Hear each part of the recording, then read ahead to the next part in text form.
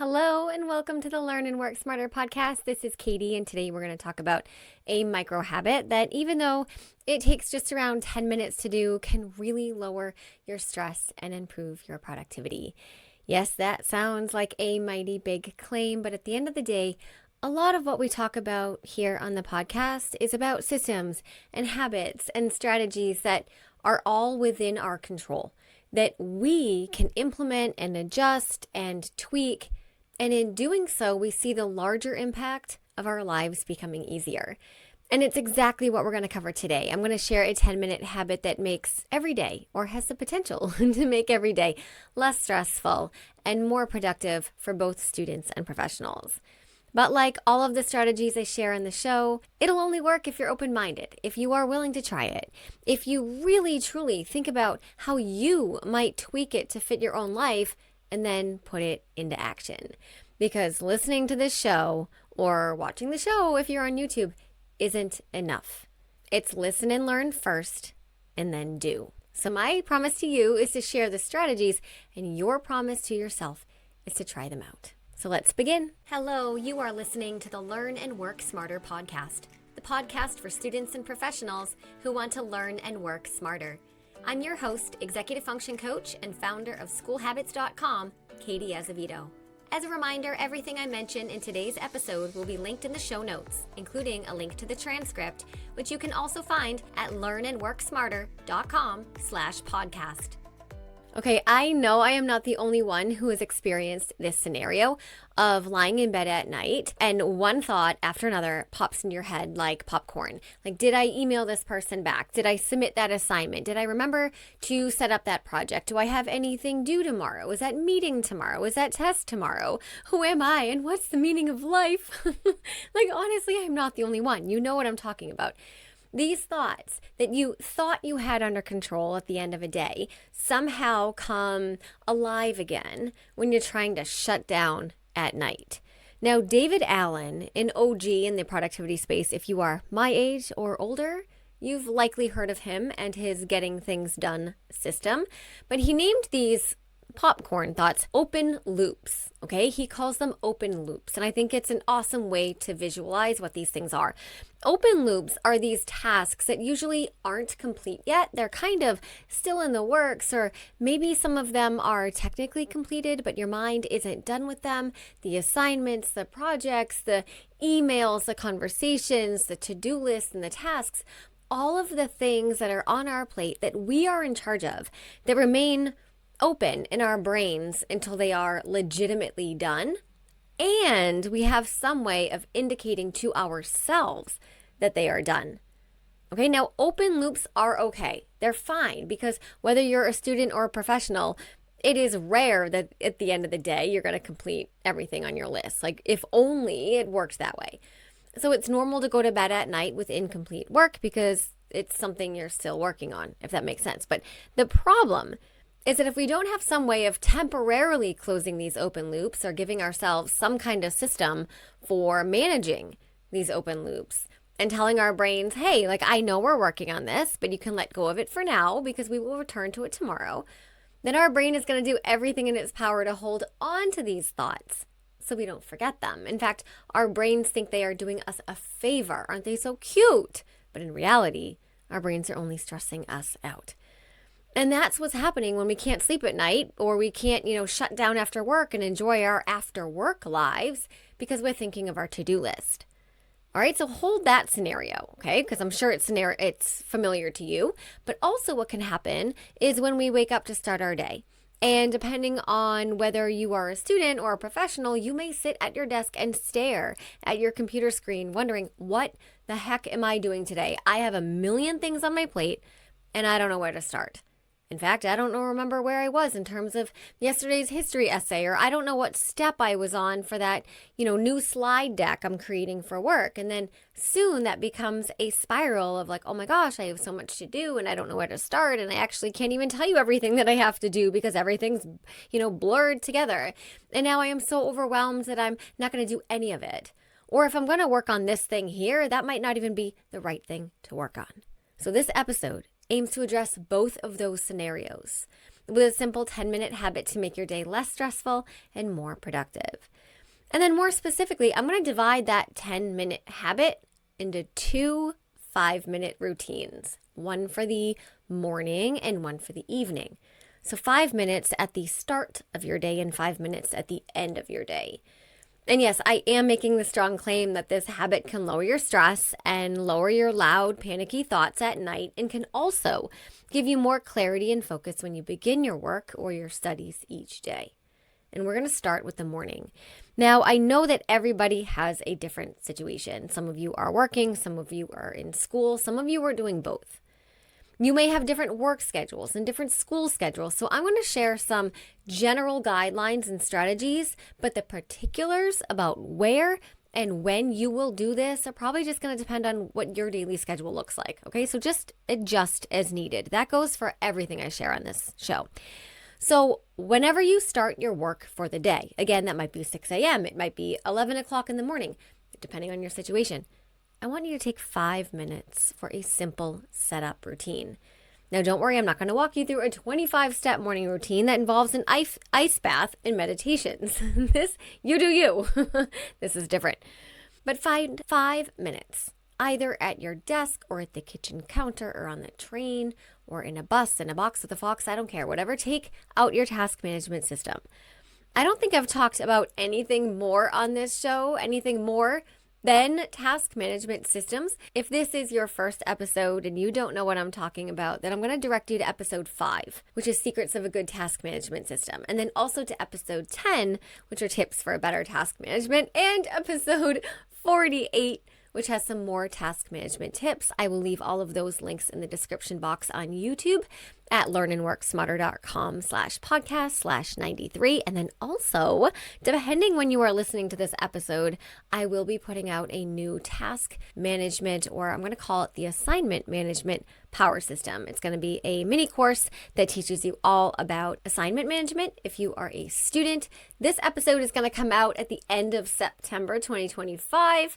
And my task management course is going to come out probably in the beginning of October 2025, so very shortly. Anyways, my point is that you need to have one source of truth where all of your tasks live.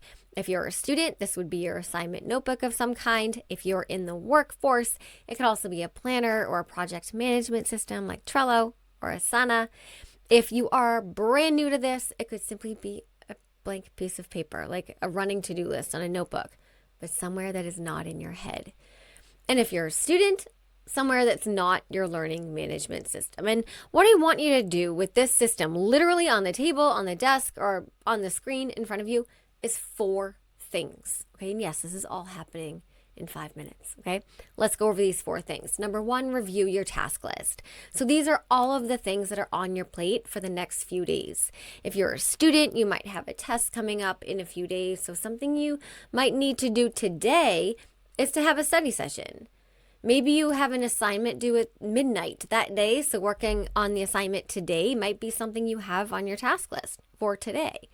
If you're a working professional, maybe it's a report you're working on. Maybe you have to turn something in at the end of the day too, and you need to put the final touches on it.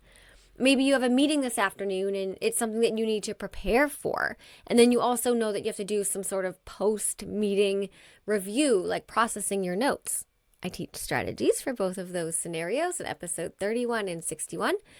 I don't know what your particular task list looks like because I don't know what your job is, but my point is I want you to look at all these things that you have in one place.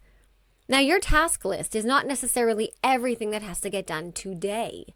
Some of it might be, sure, but some of it is just stuff that you're working on and it's due at some point. So that's number 1. I just want you to look at your tasks to get a sense of what are the things that I need to be working on or want to be working on or should be working on. We're just looking. Now, number 2, I want you to identify your top 3. Now, I know some of you might be rolling your eyes and thinking, I have way more things to do than 3. Fair enough. So do I. But I still want you to identify your top 3. And this isn't something that you're going to spend a lot of time on. This is a gut check, This is maybe a quick glance at your deadlines, but otherwise just looking at your task list and saying, okay, this, and this are super important. Maybe one is urgent, like there's a deadline attached, or maybe one isn't urgent, but it's important to you, like a step toward a project that's due later this week, or it's something that you personally want to make progress on. Okay, but in most cases, your top 3 are going to be a combination of urgent and important. Now, why pick your top 3? Because it forces you to assess all of the things and find some kind of hierarchy. Because if we don't practice the skill of prioritization, then we end up in this panicked state of I have 1,000 things to do and everything is super important and I'll never get it done. So therefore, I'm going to enter a state of analysis paralysis and have a total cognitive shutdown, and now I won't do anything, which makes me feel ashamed and embarrassed and even more overwhelmed because I spent all day doing nothing I was supposed to do. So find your top 3 and circle them or indicate in some way that that is what you'll be working on. And if all else fails at the end of the day and you only get to these 3 things, that is a good day. If you get to 2 or more, good enough. All right, number 3, do a quick check of your schedules and your calendar. So our tasks are not the same thing as our time commitments. Our schedule and our calendar show where we have to be and at what time. And then our task list is like what we have to do. So I know as a mom of 2 teenagers and essentially the household manager and someone who owns and operates a very busy business, I have a lot of places and a lot of times going on for a lot of people at once. And if I don't begin each day clarifying that this kid has to be here, this kid has to be here, this kid needs a ride there, this thing starts at this time, then it's a recipe for disaster for the whole family. And this likely is your scenario too. Typically, the place we go to check for these things is a digital calendar like Google Calendar. If you're a student and you are not yet set up on some kind of digital calendar, let this be your sign from the universe that you got to get on that. You can't be a fully functional, non-stressed out student without being in charge of your own calendar. And as much as I am an analog person for task management, digital calendars are more practical for most people. So open up your calendar and do a quick scan of the events of the day. This might take 1 minute max. Okay, we're not like creating a digital calendar from scratch here. If there's a conflict somewhere, like your calendar is telling you that you have to be in 2 places at one time, that's when you problem solve, okay? But in most cases, you will look at your calendar simply to get a sense of what is coming up that day. And the reason I am making the case that there shouldn't be that many conflicts is because of the second part of this routine that we're going to do at the end of your workday, which is obviously something I haven't gotten to yet in this podcast episode because I'm still in the five minutes of the morning, okay? I'm going to cover that next, but these 2 parts of the routine, the setup and the closeout routine, they work together really well to prevent that kind of chaos of looking over your calendar and saying like, oh no, I have to be in 2 places at once. All right, and then the last step of this 5-minute setup routine is to decide if and when an admin block will fit into your day. I have talked so much about admin blocks on this show, the concept of them. But again, if you're new here, I want you to go to episode 3 to understand what I'm talking about. Yes, episode 3, which is one of my earliest episodes that I planned on purpose because this concept of an admin block is that fundamental to learning and working smarter. So depending on your situation, you may need an admin block that's 15 minutes, or you may need one that's 60 minutes. Again, that all depends on your unique scenario. But an admin block is a designated slot in your day that you're going to handle administration tasks like following up with people, maybe checking emails. It could be going through your learning management system and making sure that everything is submitted. That happens a lot with my students. They complete their work, but they never follow through on the actual final step of submitting it, right? It might be to quickly go through your email inbox and not to reply to everybody in there, okay? Because that's like a whole email management thing, but just extract information from the emails and put it in the right spot. So if you got an email asking you to do something, you wouldn't necessarily do it in an admin block, but you would pull that information from the email and put it in your task management system. I talk all about that email management strategy in episode 15. I'll also link it in the show notes. Now, admin might mean making a phone call or getting into your digital calendar and managing some of the stuff in there. It might mean sending invoices or maybe doing some quick sort of digital organization.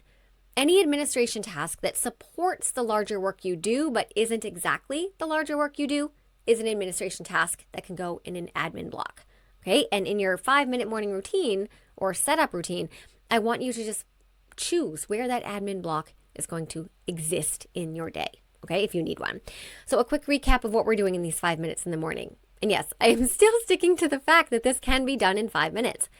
As long as this is a system that you upkeep and you do regularly, 5 minutes is no problem. But if you are absolutely new to task management and to time management and you don't have either of these systems set up and you don't have a digital calendar created, obviously those pieces do need to be put in place first, and that doesn't take 5 minutes. But number one, we are looking at our upcoming tasks just to get a sense of what they are.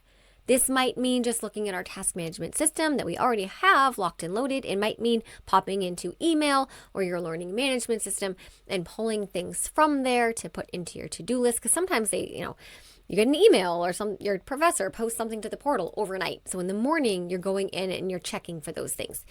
Number two, identifying your top 3 tasks that you will commit to that day. Number 3, doing a quick sweep of your schedule and your calendar so you can remind yourself where you need to be and at what time.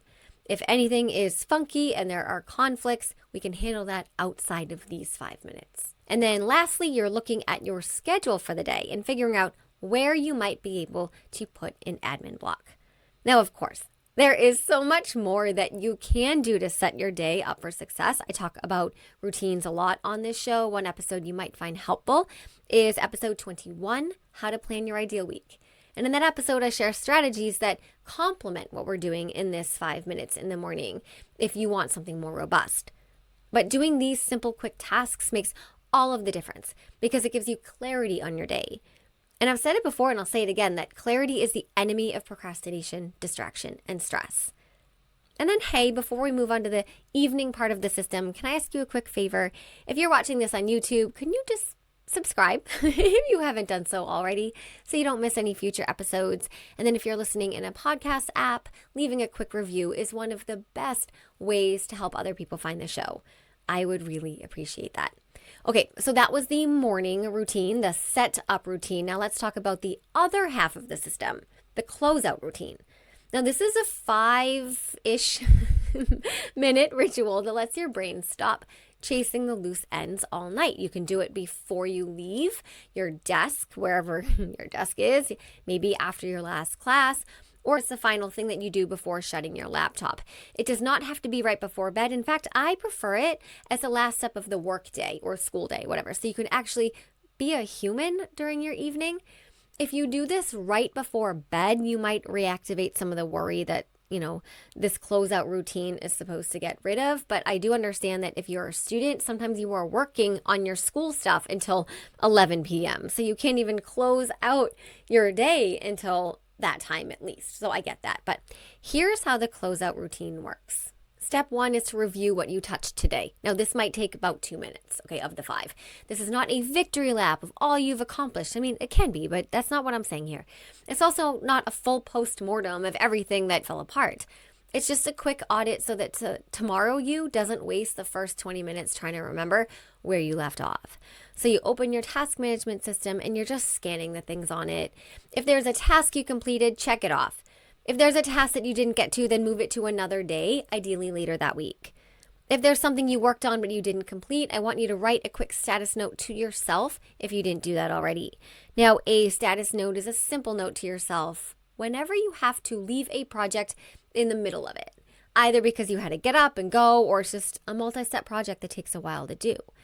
But basically, you just write down the last step you completed, what the next step is that you'll need to start on when you return to it, and then if it's relevant, sort of anything that you're waiting on from other people. I suggest making a status note for projects as you step away from them in the moment. But if there's any that maybe you didn't get to, you can do that in your closeout routine. Why does this matter? Well, your working memory is not a storage unit. We have already covered that. If you didn't write where I left off, your brain will try to keep that tab open all evening. 2 minutes at the end of your workday saves you from 10 anxious minutes later trying to reconstruct your status on things that at this point are completely gone from your working memory. Next, a quick scroll through your email. Now, I promise to keep this around 5 minutes, okay? So we're not answering emails right now. We're not doing a full email management thing. We're just doing a quick sweep through them to see if there's anything that came in that day that you didn't acknowledge yet, that you didn't manage yet. And by manage, I mean extract information from. So let's say that you got an email from a colleague that says, hey, can you let me know your status on, the part of the project that you're responsible for? Okay, well, maybe you're not going to do that 5 minutes before you leave the office, but you can write that task in your task management system to be handled the next day. So you would write down, or type, whatever, follow up with Sarah about project, and then you would leave that email alone. You wouldn't do the task, all right? You just write the task down. Let's say that you're a student and you got an email from a professor telling you that your chemistry exam is moved from Thursday to Friday. All right, well, you have two choices. You could either quickly go into your calendar and update that date, or you can write in your task management system, change exam date to Friday as something that you would handle the next day. Again, we're not spending time answering emails and doing everything that those emails are asking us to do. We're just documenting that information exists, and we're writing it down for our tomorrow selves to handle so that our tonight selves can have clarity and peace of mind that things are documented. And then step 3, the last one, set tomorrow's starting line. All right, so this last piece of the closeout routine is to take a super quick look at tomorrow and figure out how it's going to begin. So here's all you're doing, okay? You are skimming tomorrow's calendar so you know it's already locked in. Classes, meetings, appointments, whatever, just to get a sense of what is happening tomorrow. And then from your task list, pick your top 3 tasks for tomorrow. That's it. 3 things, not 10, not 15, just 3. You can always add more once you're in the day, but having your top 3 already set means that you wake up knowing exactly what you're aiming for. And yes, I know that earlier I said to identify your top 3 in the morning, and I still want you to do that. The difference is that if you set them up the night before, then in the morning you're just validating what you chose. You might tweak them if something urgent came in overnight, but otherwise, you've really already done the heavy lifting. And if for some reason you, in the evening time, weren't able to identify your top 3, you have the backup of being able to do that in the morning. This is all about lowering the friction and taking the time to map out what you think might be your 3 most important tasks for the following day is just another chance to review your day and to clarify what you worked on and what still needs to get handled. And you're creating something useful for your future self when you wake up in the morning and you already have the etchings of a roadmap for your day. Now, a pro move is to not only identify your top 3 priorities, but also to identify which one you are going to start with. That way, when you sit down to do your work or your schoolwork tomorrow, whatever, you're not starting with, okay, well, what am I doing? What are my top 3? Which of my top 3 am I working on and when? You do just a little bit of that legwork up front the night before, and your tomorrow self will thank you for the additional clarity and the direction. Okay, so quick recap of those 3 things you're doing in your 5 minutes at the end of your workday. Number 1, scan your task list and make sure that everything in there is handled in some way. That means that you have checked off the things that you have completed, you've written yourself little status notes on the things that are partially completed, and you're moving incomplete tasks to another specific day when you intend to handle them. Number 2, you're doing a quick scan of your email just to extract the tasks from those emails and put them on your task management system to be handled the next day. Again, we are not using this time to respond to emails. That would be like an admin task block, right? And then finally, we're giving a little consideration for the day ahead by choosing our top 3 priorities and maybe picking what we're going to start with. All of this is, again, in the name of clarity, which is, again, in the name of decreased stress and procrastination and increased productivity and focus. Okay, next up, I want to cover a few common obstacles to this 10-minute habit that you might face as well, and then some strategies to overcome these roadblocks, or kind of like mental roadblocks or sort of stories that we tell ourselves about why this won't work for me. Number 1, you might be telling yourself, I don't have time. And listen, I get it. Like, I do. You don't have time because you're busy. Me too. I don't have time because I'm busy too. Okay, and same thing for everybody listening to this show. Everybody's busy, but you're only asking yourself for about 10 minutes total. And if you want to talk about time, I challenge you to open up your phone and check how many minutes or hours in some cases you have spent doing brain rot activities on your phone. And then tell me you don't have time. Also, if you're busy, then you don't have time to not do this because it costs you more time later when you're staring at your screen wondering what to do. If it helps, you can set a timer and just allow yourself to just hard stop when the 5 minutes is up. Some people find that really helpful. Next, you might be worried, well, I'll forget to do it. Like I forget to do these things. And fair enough. right? Anytime we try to start something new, it's hard to make the habit stick. So you can try to anchor it to something that you're already doing. That's called habit stacking. Maybe when you sit at your desk or when you sit down for first period in the morning, right? So every single time you sit down for first period in the morning, you're taking out your task management system. Maybe every time you have coffee in the morning, you're sitting down enjoying your coffee, doing your setup routine.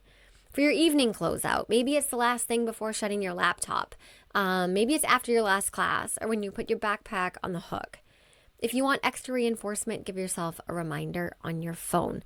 But I've heard from a lot of people lately, they're like, I keep setting reminders that I'm ignoring them all. Change the sound of your reminder. Change the time that it goes off. Anytime we become jaded or, something that we created for ourselves no longer piques our attention or feels urgent, change something about it. Okay. Another roadblock is that you might be thinking, well, this just feels unnecessary.